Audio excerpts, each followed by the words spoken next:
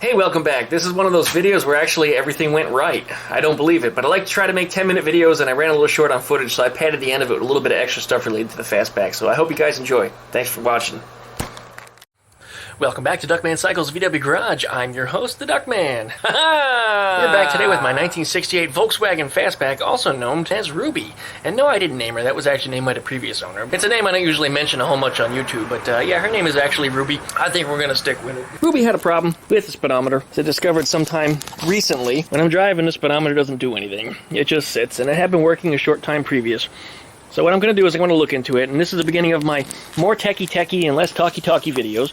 So rather than babble on about it, we're going to go ahead and jump into this and try to figure out where the problem is.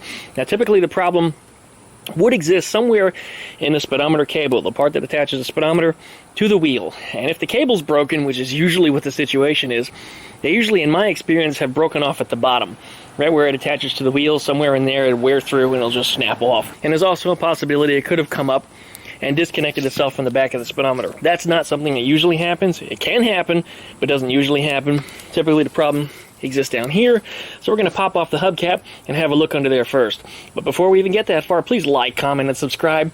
Please pluck that little dingle belly down there next to the subscribe button. That way we get updates every time I upload a new video. And don't forget, check out DuckmanCycles VW Garage Facebook group page. There's almost 500 members on there now. 500 members of my friends that are talking Volkswagens and other motorcycle-related projects. And if you have something, or even if you don't have something, you just want to, be part of the group, you're welcome to it. So please join us. Anyways, that's it for the time being, so let's roll that intro. Bah.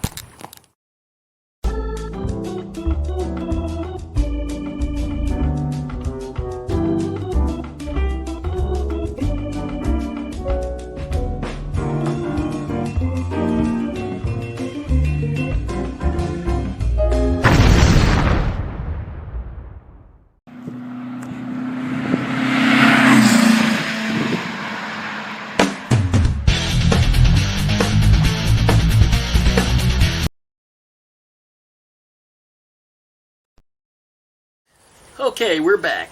We're going to start here by the front wheel, and we're going to pull off this hubcap and look underneath it. And we're going to check the speedometer cable on the end, and if the end, of course, falls out, we got a broken cable. Or maybe it's just completely busted somewhere else up in the line, but we're about to find that out now. So first thing we want to do is pull out a hubcap, and I'll be damned. I can already see the problem. Okay, let me grab the camera a little closer so you guys can see what's going on here.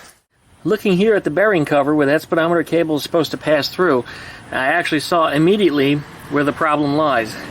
And you can see right here in the bottom of the frame, that little square hole with the speedometer cable, it's supposed to be pushed through that with a clip on it. And currently it's neither pushed through nor is there a clip on it. So what's happening is the wheel is freewheeling and the speedometer cable is not turning. So freewheel, speedometer cable just kind of sitting in there stationary. So what I've got to do is I've got to go around the back side of the spindle where that speedometer cable is and attempt to push it through. Now it might have to be jacked up a little bit so I can spin that wheel, because sometimes you have to spin the wheel while you're pushing it so that way it aligns with the square shaft that's in the bearing cover that's in there. Otherwise, of course, if it's off by even a couple degrees, it's not going to go through. So that's what we got to do, and then it looks like I'm going to have to put a new clip on. This is a not talky video, and more of a techie video. So let's go ahead and start pulling some stuff apart.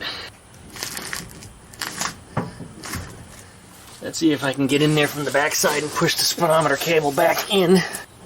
Yeah, it looks like I can, but it's not going in all the way.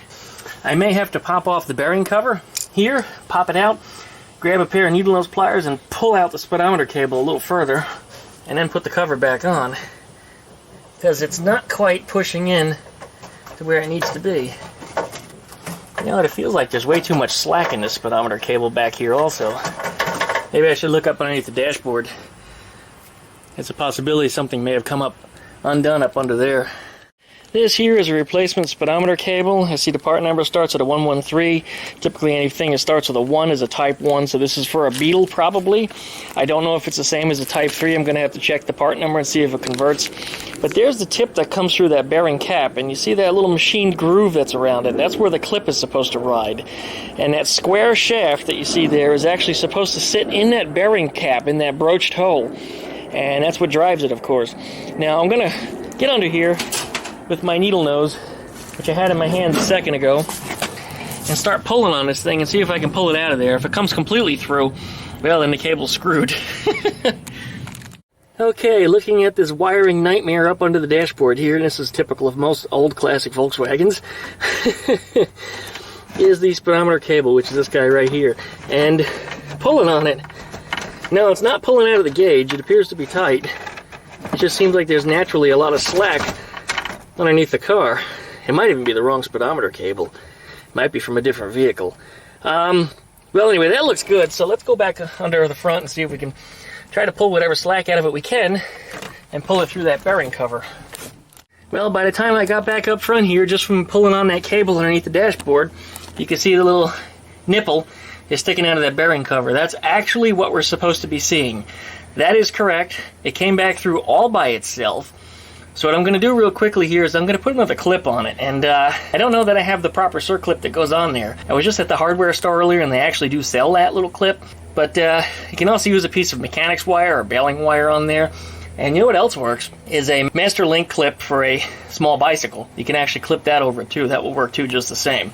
But let's see if we can go ahead and wrap it with something that gets it serviceable. And then when I get to the hardware store I can replace that clip later. Alright, we got our needle noses. Let's see if we can pull this sucker out a bit. Actually, it doesn't appear to be coming out. That's a good sign. That means that cable's not likely to be broken. Okay, I'm going to wrap it with a little piece of wire and get it clipped on there. And then we're going to go take it for a ride and see if that solves the problem. Alright, let's go ahead and make us a little loop. Put it in my special baling wire pliers.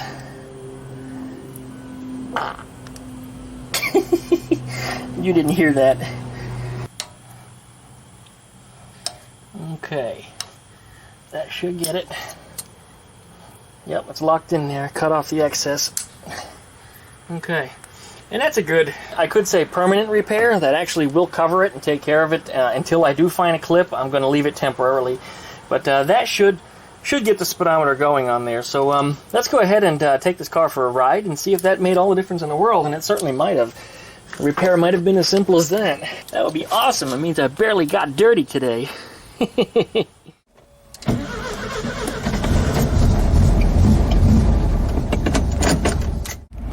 Hey, here goes nothing. Hey, we got it. Very simple repair for a very stupid simple problem. Like most things on Volkswagens, they're really not all that hard to fix or to deal with because the cars are quite simple. Really not much to it at all. So if you thought that was helpful to you, and I really wanted to make a speedometer cable replacement video, but it turned out I didn't have to replace the cable. But if this proved to be useful to you though, I mean, please like, comment, subscribe. Please pluck that little dingle belly down next to the subscribe button. That way you get updates every time I upload a new video. And please don't forget to join DuckmanCycles VW Grab Facebook page. And if you'd like to email me, DuckmanCycles@duckshit.net. Once again, DuckmanCycles@duckshit.net. Thanks you guys for watching. Really appreciate it. Well, I made an adjustment to my timing in here, and turned out max advance was about 42 degrees. I should be like 28 to 32. I don't know what the hell was going on there. I probably looked at it cross-eyed when I set the timing on it ages ago. But it had been wrong for a long while, and if you're overly advanced, it will overheat that engine. And that could very well be what it is. It's idling a little more proper now, too. It was idling really fast before. I don't know why the hell it was doing that. But it was probably because the timing had, I don't know, moved. I don't know how the distributor could move all by itself, but that must be what happened. I think it's good to go. We're going to go take it for a ride, drive it around a little while, and then shut it off and see if she still smells hot. If she does, then I didn't fix it. If she doesn't, then I fixed it. Alright, just took a lap around town, and noticeably in here it's a lot cooler than it was. So reducing that ignition timing by about 10 degrees was what seems to be the right thing to do. But I think my carburetors are out of sync again, which is rather typical. Anytime I'm in the engine compartment, they always knock them out of sync. It's very easy to do. If I just lean on that linkage and I bend it ever so slightly, and that's probably what happened while I was working in here, is I just touched the linkage, it comes out of sync and things get screwed up. So I'm going to go ahead and get in there and adjust that, bring that back to the norm, and it should be just fine after that. Well, anyway, we're back. I had to cut this video short, unfortunately, because I started to get some phone calls and I had to go away. But It turned out my carburetors were perfectly in sync, my timing was dead on after I made the adjustments, and that car was still running like crap. It just felt to me like the carburetors were terribly out of sync. And it turned out, and this is quite laughable, but the shitty air cleaners that are on either side of the engine compartment, because of course it's got dual carburetors, are being sucked down on top of the carburetors, and it's choking them, and I don't know which one specifically is being choked worse than the other, but it's causing a terrible, terrible stumble until you let off the throttle, and then you ease in on it again, and then it runs fine.